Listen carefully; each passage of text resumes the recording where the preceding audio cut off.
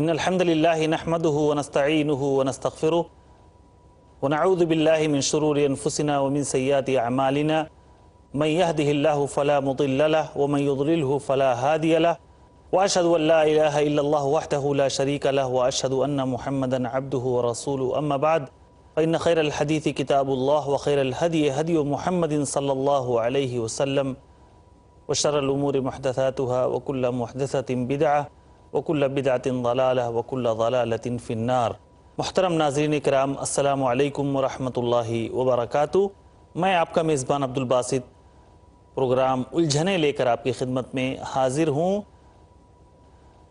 اور ہمارے ساتھ ہمارے شیخ محترم جناب حافظ عبدالعظیم عمری مدنی حفظہ اللہ تشریف فرما ہیں۔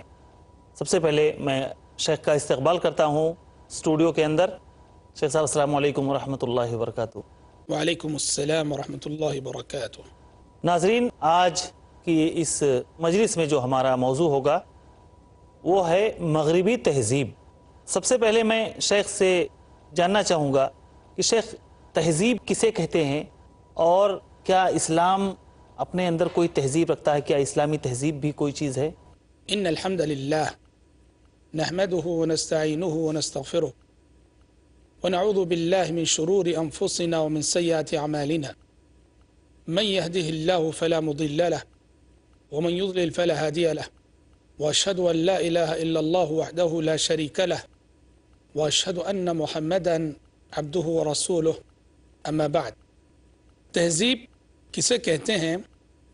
تہذیب کا لفظ اپنے اندر بڑی وسعت رکھتا ہے۔ جینے کے طور طریقے، جی، رہن سہن، جسے مختصر انداز میں لائف اسٹائل کہا جاتا ہے، طرز زندگی کہا جاتا ہے، اور اسی طرح سے وہ افکار، وہ تصورات اور وہ نظریات جن کو مان کر انسان اپنی عملی زندگی کو ان پر استوار کرتا ہے، ان تصورات کو بھی تہذیب کا حصہ مانا جاتا اور کہا جاتا ہے۔ اس حیثیت سے اگر آپ دیکھیں گے تو اسلام اپنے پاس نہ صرف تہذیب رکھتا ہے بلکہ انسانی تاریخ کی سب سے مثالی تہذیب رکھتا ہے۔ جی بالکل، جی ہاں، تو اسلام اپنے پاس ایک زندہ تہذیب اور جامع تہذیب رکھتا ہے۔ اس کا سب سے بڑا ثبوت یہ ہے کہ مشہور حدیث ہے کہ ایک یہودی نے سلمان فارسی رضی اللہ تعالیٰ عنہ سے کہا تھا کہ قد علمکم نبیکم کل شیء حتی الخراب۔ سلمان، تمہارے نبی نے تو کوئی چیز نہیں چھوڑی، ہر بات سکھائی، ہر بات سکھائی، حتیٰ کہ پیشاب پاخانے کا طریقہ بھی تمہیں سکھا دیا، جی، بول و براز کے آداب بھی تمہیں سکھا دیے۔ وہ اصل میں طنز کرنا چاہ رہا تھا۔ تو سلمان فارسی رضی اللہ تعالیٰ عنہ نے بڑے فخر کے ساتھ جواب دیا، اجل، کہ ہاں، پیارے نبی نے ہمیں ہر بات سکھائی ہے اور ہر قدم زندگی میں رہنمائی کی ہے۔ آپ نے ہمیں سکھایا ہے کہ اگر قضاء حاجت کے لیے جائیں، داہنے ہاتھ سے استنجا نہ کریں، قبلہ رخ ہو کر نہ بیٹھیں، قبلے کی طرف پیٹ نہ کریں، اور پتھر وغیرہ استعمال کرنے کی صورت میں 3 سے کم پر اکتفا نہ کریں۔ فخر سے کہا۔ تو یہ بنیادی چیز ہے کہ یعنی ہمارے اسلاف کو ہماری تہذیب پر فخر تھا۔ وہ فخر سے کہتے تھے کہ ہم مسلمان ہیں اور یہ ہماری تہذیب ہے۔ اور یہی بنیادی فرق آیا ہے آج میں اور ماضی میں، کہ آج یہ جو اپنی تہذیب پر فخر کرنے کا جو احساس ہے وہ ہمارے اندر سے جو ہے جاتا رہا۔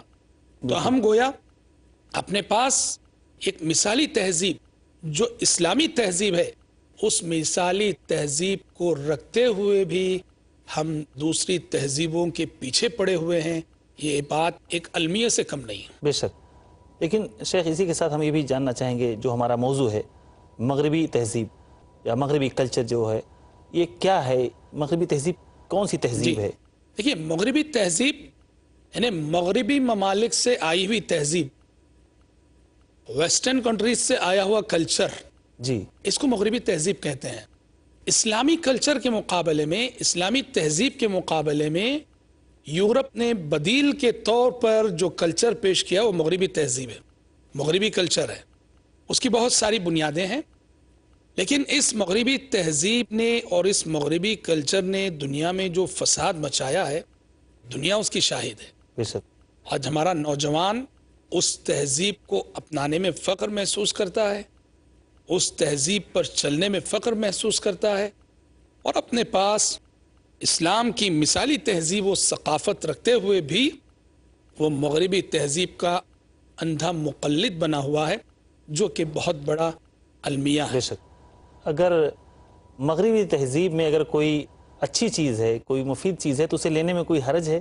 دیکھیے، اسلام کی تعلیمات اس سلسلے میں بالکل کھلی اور واضح ہیں۔ خیر آپ کو جہاں بھی ملتا ہے لے لو، بالکل، اسلام اسے روکتا نہیں۔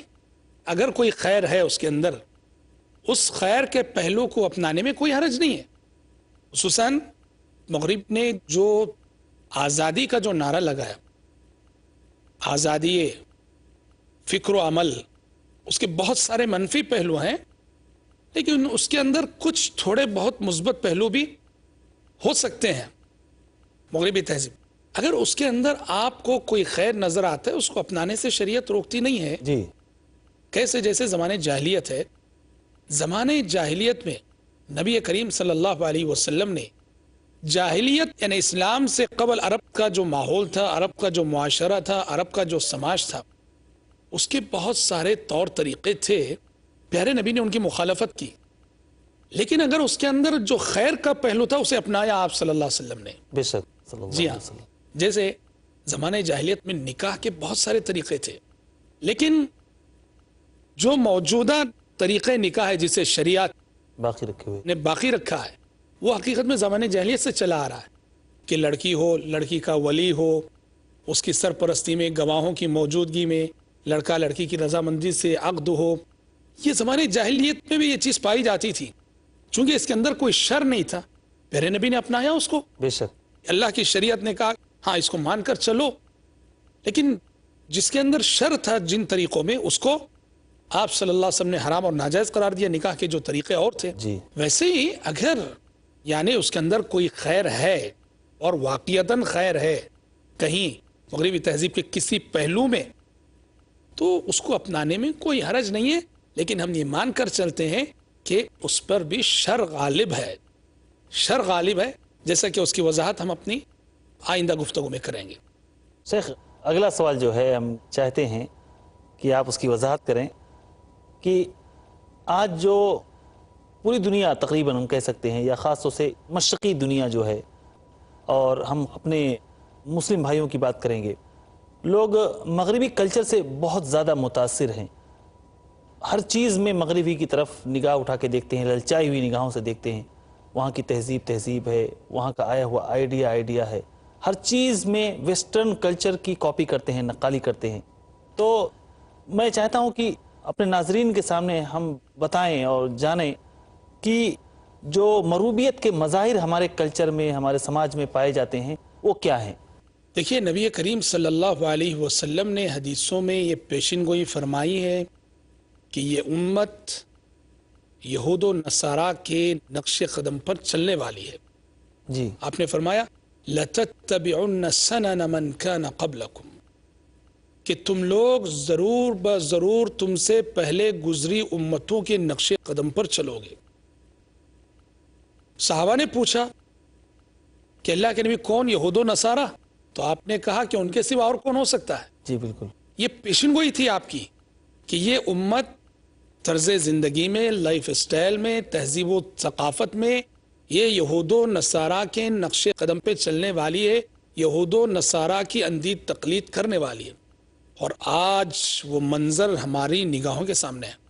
جی بالکل، ہم یہ نہیں دیکھتے کہ جو کچھ پیش کیا جا رہا ہے، دکھایا جا رہا ہے، جو کلچر فلموں کے ذریعے سے، ثقافتی پروگراموں کے ذریعے سے، وہ کہاں تک انسانی اقدار پر مبنی، کچھ نہیں دیکھتے۔ مغرب سے آیا ہوا کلچر ہے، اپنا لو اندھے بہرے بن کر۔ اندھے بہرے بن کر، نیا نیا اسٹائل، نئے نئے تصورات، جی ہاں، ہر آئے دن جو آتے ہیں اندھے بن کر اپنا لیتے ہیں، اور اس کے بہت سارے عملی مظاہر ہیں، جی، جن میں مثال کے طور پر مغربی تہذیب سے مروبیت کی جو عملی مظاہر ہمیں آج ہماری سوسائٹی میں دیکھنے کو ملتے ہیں، لباس اور پوشاک۔ دیکھیے انسان کا جو لباس ہوتا ہے، لباس اس کے اخلاق کا مظہر ہوتا ہے، اور لباس کا اثر انسان کے اخلاق و کردار پر پڑتا ہے۔ بالکل، اس لیے شریعت نے لباس کے سلسلے میں کچھ تعلیمات دی ہیں۔ لباس کیسا ہونا چاہیے؟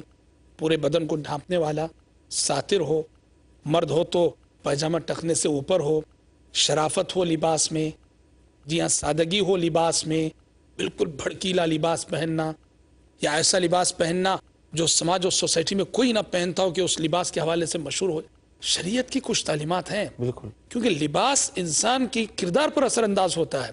آپ اس حیثیت سے دیکھیں گے نا تو آج لباس کے معاملے میں ہمارا نوجوان طبقہ مغربی تہذیب کی اندھی تقلید کرتا نظر آتا ہے۔ بے شک۔ ناظرین کرام، انشاءاللہ العزیز ہم مروبیت کے مظاہر پر مزید گفتگو کریں گے، لیکن وقفے کے بعد کہیں جائیے گا نہیں، جلد لوٹیں گے انشاءاللہ العزیز۔ السلام علیکم ورحمۃ اللہ وبرکاتہ۔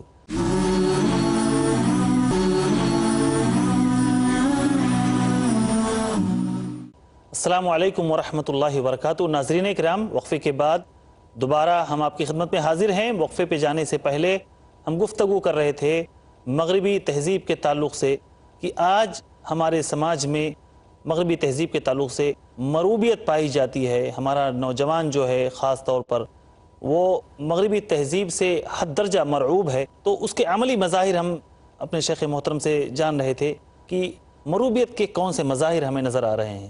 جی، تو ہم کہہ رہے تھے بریک سے قبل کہ نبی کریم صلی اللہ علیہ وسلم نے احادیث میں اس بات کی پیشین گوئی فرمائی ہے کہ یہ امت یہود و نصارہ کے نقش قدم پر چلے گی، بالکل۔ اور آج مغربی تہذیب کی اندھی تقلید کی شکل میں یہ پیشین گوئی پوری ہوتی نظر آ رہی ہے۔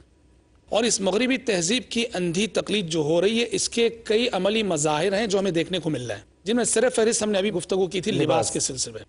تو لباس دیکھیے، یہ انسان کے اخلاق و کردار پر اثر انداز ہوتا ہے۔ شیخ الاسلام ابن تیمیہ رحمۃ اللہ علیہ نے مثال دی کہ کہا کہ ایک شخص اگر ایک فوجی کا لباس پہن لے، اب بتائیے فوجی کا لباس پہننے کے بعد وہ عاجزی سے چلے گا کیا؟ نہیں چلے گا۔ بزدل سے بزدل انسان بھی اگر آرمی کا لباس پہن لے، فوجی کا لباس پہن لے، سینہ تان کر چلے گا، کیونکہ وہ فوجی کا لباس پہنا ہوا ہے۔ لباس انسان کے اخلاق و کردار پر اثر انداز ہوتا ہے۔ تو آج ہمارا نوجوان لباس کے سلسلے میں خصوصاً مغربی تہذیب کی اندھی تقلید کر رہا ہے، خصوصاً عورتیں۔ جی ہاں، بالکل، یعنی الگ الگ انداز، کپڑے کی کٹنگ کے الگ انداز، سلائی کے الگ انداز، نئے نئے فیشن، نئے نئے لباس۔ اور آپ کو معلوم ہونا چاہیے ہر آنے والا فیشن کہاں سے آتا ہے؟ وہ فلموں کے راستے سے آتا ہے، جی بالکل، سیریلوں کے راستے سے آتا ہے، اور اندھی بن کر ہماری نوجوان نسل اس کو اپنا لیتی ہے، اور یہ مروبیت ہے، بہت بڑا خطرہ ہے۔ یاد رہے میرے نبی نے فرمایا ہے من تشبہ بقوم فہو منہم، فہو منہم، من تشبہ بقوم فہو منہم، کہ جو کسی بھی قوم کی مشابہت اختیار کرے وہ انہی میں سے ہو جاتا ہے۔ اس لیے لباس پوشاک میں ہماری ایک تہذیب ہے، بے شک، ہمیں اسی تہذیب کو اپنانا چاہیے۔ آج دیکھیے ہمارا نوجوان پینٹ پہنتا ہے، ٹخنے سے نیچے لٹکنے والی پینٹ۔ جی، جی ہاں، ہماری مائیں اور بہنیں لباس پہنتی ہیں، اتنا ٹائٹ لباس پہنتی ہیں کہ نعوذ باللہ پورے جسم کی ساخت ظاہر ہو، یا نعوذ باللہ ناقص لباس جو بدن کے کچھ حصے کو ڈھانکا ہوا ہو اور بدن کا کچھ حصہ ظاہر ہو۔ یہ سب مغربی تہذیب کی اندھی تقلید کا نتیجہ ہے۔ تو یہ لباس کے معاملے میں آپ دیکھ سکتے ہیں مغربی تہذیب سے جو مروبیت جی جی، نیو جنریشن میں اور نوجوان نسل میں جو ہے، جی ہاں، اور خصوصاً یہاں میں یہ بھی کہنا چاہوں گا کہ یہ بچپن ہی سے غیر ذمہ دار والدین اپنی بچیوں کو ایسے لباس پہنانا شروع کر دیتے ہیں۔ جی ابھی تو بچی ہے، جی، ابھی اس کی عمر ہی کیا ہے؟ ابھی تو اس کی عمر ہی کیا ہے، ابھی تو 6 سال ہے، ابھی تو 7 سال کی ہے، ابھی تو 8 سال کی ہے۔ اسکرٹس پہنانا اور پوری طرح بدن کو نہ ڈھانکنے والا لباس پہنانا، اب بچپن سے جب وہ ایسا لباس پہنے گی تو جب وہ بڑی ہوگی تو اس طرز کے لباس کے سلسلے میں کسی قسم کی قباحت کا احساس اس کے دل میں باقی نہیں رہے ہوگا، بالکل نہیں، بالکل بے ظاہر شک، سی بات ہے۔ بالکل، تو لہٰذا چاہیے ہماری ماؤں بہنوں کو، ذمہ دار والدین کو بچپن سے ہی اپنے بچوں کو ایسا لباس پہنائیں جو شریعت کے معیار کا ہو جو شرم و حیا کے معیار پر اترنے والا ہو. تو ایک تو لباس ایک مظہر ہے، اور اسی طرح سے مغربی تہذیب کے جو عملی مظاہر نظر آ رہے ہیں، اختلاط مرد و زن کا اختلاط. شریعت اجنبی مردوں اور اجنبی عورتوں کے درمیان فاصلہ مینٹین کرتی ہے. مغربی تہذیب نے اس فاصلے کو ختم کر دیا. اب مرد اور عورت، اور اجنبی سے مراد یہ نہ سمجھیے میں عام اجنبیوں کی بات کر رہا ہوں، ہمارا اپنا رشتہ دار رہے گا لیکن جس سے ہمارا نکاح ہو سکتا ہو، وہ ہمارے لیے اجنبی ہے. مغربی تہذیب نے یہ کیا کہ مرد کو عورت سے اور عورت کو مرد سے قریب کر دیا، دنیا ختم کر دی. بلکہ آگے بڑھ کر میں ایک اور بات کہوں گا، یہ وہ تہذیب ہے جس نے مرد کو عورت بنا دیا، عورت کو مرد بنا دیا. بے شک. پہلے تو اختلاط ہوا، پھر تجاوز ہوا، دونوں ادھر سے آئے، مرد ادھر سے آیا، عورت ادھر سے آئی، دونوں اس طرح ملے، اختلاط ہوا، اور پھر تجاوز ہوا. مرد نسوانیت کے حدود میں داخل ہو گیا، عورت مردانگی کے حدود میں داخل ہو گئی. چنانچہ آپ دیکھتے ہیں کہ آج ان لوگوں کی کوئی کمی نہیں جو جنس تبدیل کرواتے ہوں. جی بالکل. آپریشن کے ذریعے، پلاسٹک سرجری کے ذریعے جنس تبدیل کرنے والے، مرد ہو تو عورت بنتا، عورت ہو تو مرد بنتا ہے. یہ دراصل وہ جو اللہ تبارک و تعالیٰ کی تعلیم ہے. اللہ تعالیٰ نے سورہ نساء 5ویں پارے میں بات ارشاد فرمائی تھی، شیطان نے اللہ سے چیلنج کیا تھا، وَلَآمُرَنَّهُمْ فَلَيُغَيِّرُنَّ خَلْقَ اللَّهِ، اللہ تیری مخلوق میں تیرے انداز تخلیق کو بدل کے رکھوں گا. اللہ اکبر. مغربی تہذیب کی شکل میں شیطان کو بہت اچھا حربہ مل گیا، وسیلہ مل گیا. تو اس طرح ایک تو اختلاط مرد و زن کا، عورت ایسا لباس پہنے مردوں سے مشابہت اختیار کرنے والا لباس، ایسے بال رکھے جیسے کہ مرد، یا مرد ایسے بال رکھے پیچھے سے دیکھو تو لگے کہ کوئی عورت جا رہی ہے. جی یہ بہت بڑا عملی مظہر ہے. یہ اسی طرح سے مغربی تہذیب کے جو عملی مظاہر ہمیں دیکھنے کو مل رہے ہیں، اس میں سے مساوات مرد و زن کا نظریہ. شریعت کہتی ہے کہ مرد اور عورت دونوں انسان ہیں، صحیح، بالکل، لیکن دونوں کے درمیان بہت سارے فرق اللہ نے رکھے ہیں، ظاہری اعتبار سے بھی، باطنی اعتبار سے بھی، فکر اور سوچ کے اعتبار سے بھی، دور اندیشی اور فراست کے اعتبار سے بھی. اس حیثیت سے دونوں کا دائرہ عمل، دائرہ کار متعین ہے. بالکل. لیکن آج مغربی تہذیب نے مرد اور عورت کے درمیان یہ جو امتیازات ہیں، ان تمام امتیازات کو مٹا کر کہا کہ مرد اور عورت دونوں کو ایک ساتھ حقوق ملنے چاہیے، ایک جیسے ملنے چاہیے، ایک ساتھ اور ایک جیسے حقوق. بالکل. نتیجے میں آپ دیکھیں گے نعوذ باللہ کہ آج عورت زندگی کے ہر میدان میں مرد کے دوش بدوش چلتی نظر آتی ہے. جہاں عورت کو رہنا ہے وہاں عورت نہیں ہے. جی ہاں، مرد کے دوش بدوش چلتی نظر آتی ہے. حقوق میں بھی مرد کے مساوی اس کے حقوق کی مانگ کی جاتی ہے. مثلا میراث ہے، جتنا مرد کو ملے اتنا ہی عورت کو بھی ملے. میراث کے سلسلے میں شریعت کا قانون جانتے ہیں، شریعت مساویانہ تقسیم کی ہرگز قائل نہیں، شریعت منصفانہ تقسیم کی قائل ہے. مرد کو ڈبل دیتی ہے، عورت کو ایک حصہ دیتی ہے، اس لیے کہ خرچ کی ساری ذمہ داری مرد پر ہے، عورت پر کہیں شریعت خرچ کی ذمہ داری عائد نہیں کرتی. بالکل. تو انصاف کا تقاضا ہے کہ مرد کو ڈبل ملے، عورت کو سنگل. جی. مغربی تہذیب کہتے ہیں نہیں، مساوات. مروبیت کے عملی مظاہر مغربی تہذیب سے، مروبیت کے جو ہمیں دیکھنے کو مل رہے ہیں، اس میں سے ایک یہ بھی ہے کہ انگریزی زبان بولنے میں فخر محسوس کرنا. دیکھیے، ہم یہ بات صاف صاف یہ بتا دیتے ہیں کہ زبانیں ساری برابر ہیں. جی، اللہ کی نشانیوں میں سے ایک نشانی. بالکل. عربی زبان کی فضیلت اپنی جگہ ہے، لیکن دنیا کی کوئی بھی زبان سیکھنے اور بولنے میں کوئی حرج نہیں، کیونکہ یہ سب اللہ تعالیٰ کی سکھائی ہوئی زبانیں ہیں. وما ارسلنا من رسول الا بلسان قومی.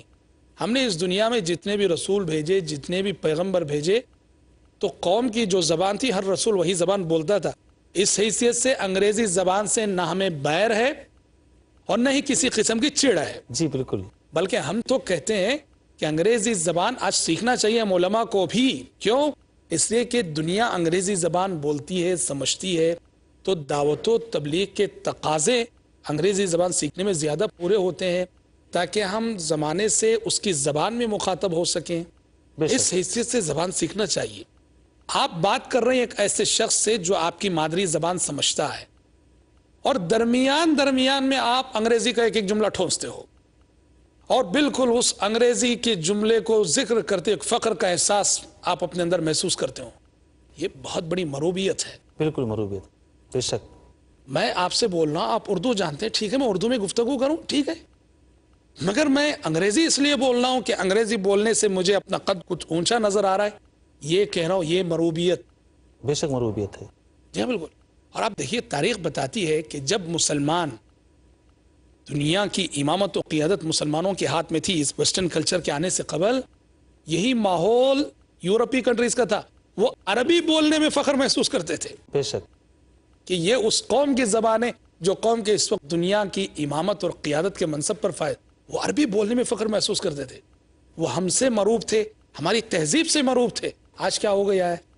معاملہ الٹ گیا. آج الٹا ہو گیا ہے کہ ہم مروب ہیں اور قرآن مجید کی زبان عربی رکھتے ہوئے, ہم عربی بولتے ہوئے کبھی شاید اتنا فخر محسوس نہیں کرتے ہم میں سے بہت سارے لوگ جتنا کہ انگریزی بولتے ہوئے محسوس کرتے ہیں. بے شک. تو ان تمام مظاہر کو دیکھتے ہوئے شاعر مشرق کا وہ کہنا کتنا بجا نظر آتا ہے کہ وضع میں تم ہو نصارا تو تمدن میں ہنود. بالکل. وضع میں تم ہو نصارا تو تمدن میں ہنود. یہ مسلمان ہیں جنہیں دیکھ کے شرمائیں یہود. جزاک اللہ خیرن شیخ. ہماری گفتگو شاید مغربی تہذیب کے تعلق سے مکمل نہیں ہوئی. اللہ نے اگر موقع دیا تو پھر کسی مجلس میں تہذیبوں کے تعلق سے گفتگو ہوگی. آپ سے اجازت چاہتے ہیں اللہ رب العالمین سے اس دعا کے ساتھ کہ الہ العالمین تو اسلام کو, اسلامی تہذیب کو, اسلامی شعارات کو ہمارے لیے محبوب بنا دے جس پر ہم فخر کر سکیں, اور ہمارے اندر, ہمارے نوجوانوں کے اندر جو مروبیت پائی جاتی ہے الہ العالمین تو اسے دور کر دے تاکہ وہ مسلمان ہونے پر فخر کریں, اسلام کے احکامات ہیں اس پر چلنے میں وہ فخر محسوس کریں. آمین یا رب العالمین. والسلام علیکم ورحمۃ اللہ وبرکاتہ.